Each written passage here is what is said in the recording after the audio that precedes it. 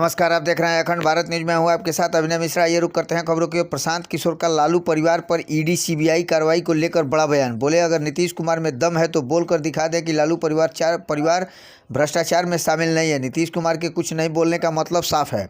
जन सुराज पदयात्रा के 165वें दिन की शुरुआत माझी के बरेजा पंचायत स्थित उस रैना मैदान में सर्वधर्म प्रार्थना से हुई। उसके बाद प्रशांत किशोर ने स्थानीय मीडिया से संवाद किया। मीडिया संवाद के दौरान उन्होंने अपनी पदयात्रा का अनुभव साझा करते हुए किया। इसके बाद प्रशांत किशोर सैकड़ों पदयात्रियों के साथ बरेजा पंचायत से पदयात्रा के लिए निकले। आज जन सुराज पदयात्रा मदन साठ, बंगरा, मरहान, सोनबरसा, खैरवार होते हुए जलालपुर प्रखंड अंतर्गत कोपा नगर पंचायत के गांधी स्मारक हाई स्कूल में जन सुराज पदयात्रा शिविर में रात्रि विश्राम के लिए पहुंची।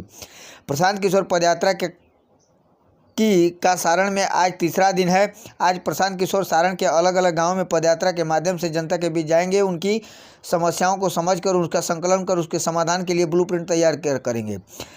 दिन भर की पदयात्रा के दौरान प्रशांत किशोर ने 3 आम सभाओं को संबोधित किया और 6 पंचायत के 16 गाँवों से गुजरते हुए 16.5 किलोमीटर की पदयात्रा तय किया।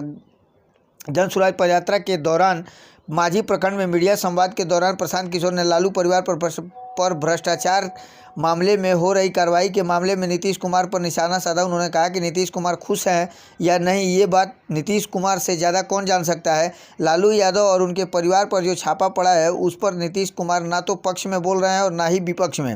नीतीश कुमार को साफ तौर पर कहना चाहिए कि लालू हमारे सहयोगी हैं और इन पर भ्रष्टाचार के सारे आरोप गलत हैं। अगर वो इस बात को नहीं कह रहे हैं तो आप समझ लीजिए कि वो क्या कहना चाहते हैं।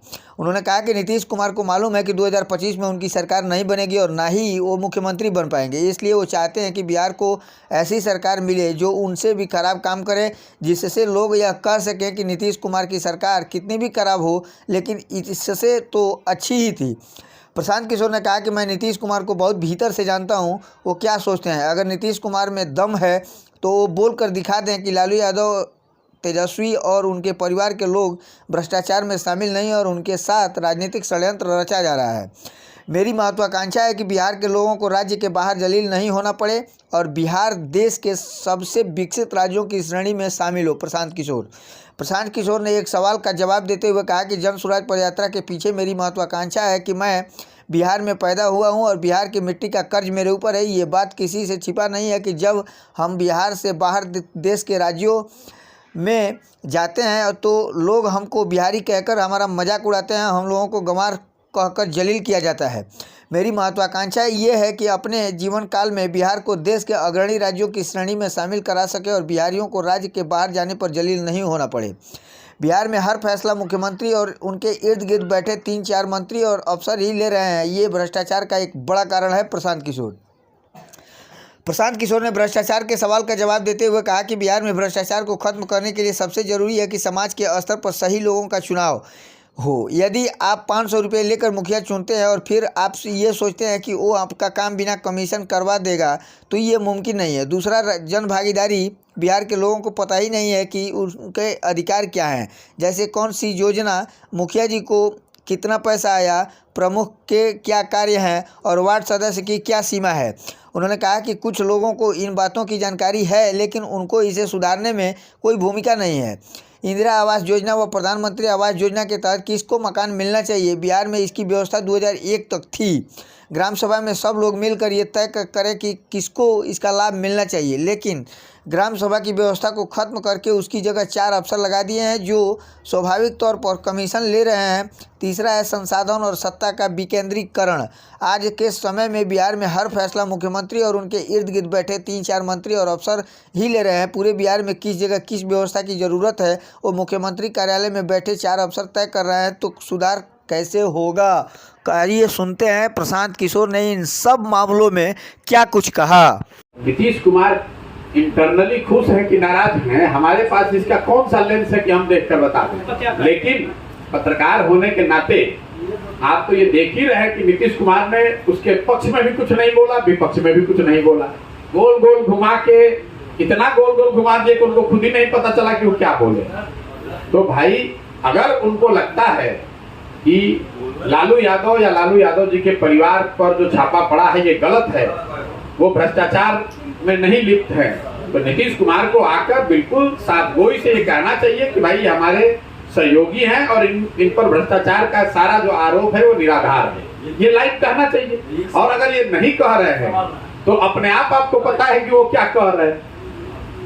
भाई नीतीश कुमार को ये जैसे आरजेडी के लोग चिल्ला चिल्ला के कह रहे हैं कि हम लोग बिल्कुल भ्रष्टाचार में लिप्त नहीं है, तो नीतीश कुमार को भी ये कहना चाहिए। लल्लन सिंह से काहे कहलवा रहे हैं भाई, अपने क्यों नहीं कह रहे हैं, अपने मुंह में क्यों दही जमाया हुआ है। ये बताता है आपको कि नीतीश कुमार अंदर से क्या सोचते हैं कि हमारे बाद उनको भी मालूम है कि 25 के बाद तो मुख्यमंत्री बनना नहीं है, तो हमारे बाद ऐसी सरकार रहे जो आज से भी बदतर हो, ताकि लोग ये याद करें और कहें कि भाई कुछो कहो कतनो खराब रहे नीतीश कुमार के सरकार से तो ठीक रहे। तो आप नीतीश कुमार को नहीं जानते हैं, हम उनको बहुत अंदर से जानते हैं।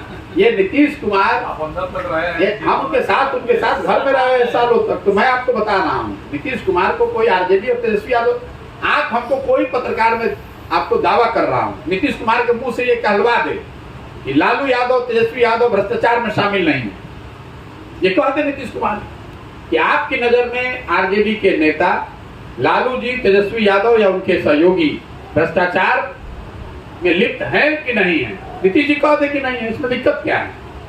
ये कहने में उनको कौन रोक रहा है, ये तो ईडी सीबीआई नहीं रोक रही है उनको। नीतीश जी को मैं चैलेंज करता हूँ, कह दे आप छाप दीजिए इस बात को, मैं चैलेंज कर रहा हूँ, अगर नीतीश कुमार में दम है तो ये कह के बता दें कि लालू यादव और तेजस्वी यादव और उनके परिवार के लोग भ्रष्टाचार में लिप्त नहीं है, ये सिर्फ पॉलिटिकल वेंडेटा है जिसके तहत उनको परेशान किया जा रहा है, ये बात कह दीजिए, हम लोग मान लेंगे।